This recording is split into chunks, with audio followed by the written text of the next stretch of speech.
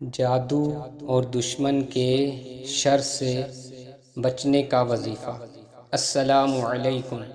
بہت سے لوگوں کو ایسا لگتا ہے کہ ان پر کوئی جادو ہوا ہے یا پھر دشمن کی طرف سے انہیں کوئی شر پہنچا ہے، یا انہیں پتہ لگ جائے کہ ایسا ان کے ساتھ ہونے والا ہے، تو ایسے لوگوں کے لیے یہ وظیفہ بہت مجرب ہے۔ انشاءاللہ اس کے کرنے سے ہر طرح کے جادو اور دشمن کے شر سے بچا جا سکتا ہے۔ قعقاع بیان کرتے ہیں کہ کعب احبار نے کہا، اگر میں چند کلمات نہ کہوں تو یہودی جادو کے ذریعے مجھے گدھا بنا دیں۔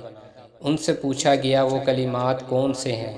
انہوں نے کہا، بسم اللہ الرحمن الرحیم، اعوذ بوجہ اللہ العظیم الذی لیس شیء اعظم منہ وبکلمات اللہ التامات التی لا یجاوزہن بر ولا فاجر وباسماء اللہ الحسنی ما علمت منها وما لم اعلم من شر ما خلق وزرع وبرأ۔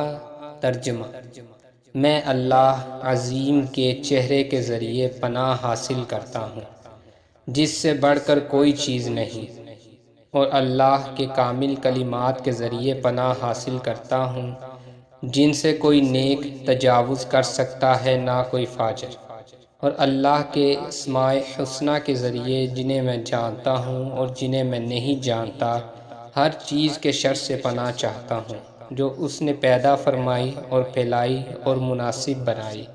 مشکوٰۃ المصابیح، حدیث نمبر 2479۔